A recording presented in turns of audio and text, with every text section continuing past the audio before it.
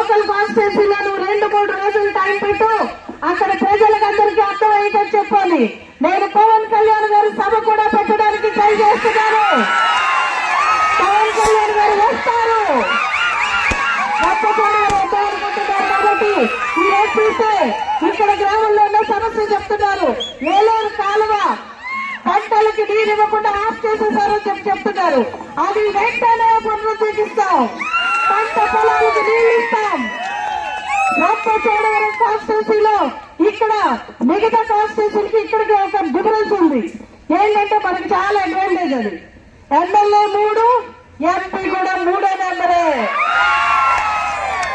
2 బూత్లో 3వ number. త్రిశూలో 3 number. 3 పార్టీలు 3వ నెంబర్ పై మీరందరూ కూడా మీ అమూల్యమైన ఓటు వేసి శిరీషాదేవిని ఎమ్మెల్యేగా, అలాగే మీ బిడ్డలైన నన్ను మీరందరూ కూడా అఖండమైన మెజార్టీతో గెలిపిస్తారని కోరి ప్రార్థిస్తూ ఆ భగవంతుని ఆశీస్సులు. కన్నేరు లిఫ్ట్ ఇరిగేషన్ మోహనాపురంది సమస్య ఎప్పటి నుంచో ఉంది. నేను 2014లో కూడా దాని గురించి మాట్లాడడం జరిగింది. కానీ 5 సంవత్సరాల్లో ఏమీ చేయలేని పరిస్థితి.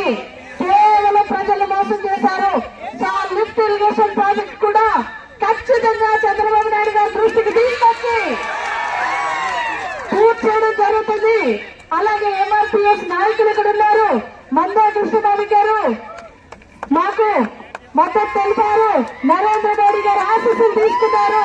కాబట్టి మీరందరూ కూడా నాకు సహకరించాలని చెప్పి మన రాష్ట్ర బిడ్డల భవిష్యత్తు కోసం 3 పార్టీలు నిర్ణయాలు తీసుకున్నారు. కాబట్టి మనమందరం కలిసి పనిచేద్దాం, రాష్ట్రాన్ని కాపాడుకుందాం. మనమందరం ఈ రోజు కలిసి కొత్తగా ముందుకు వెళ్లాలని చెప్పి మీ అందరికీ సవినయంగా పాదాభివందనం చేస్తున్నాను.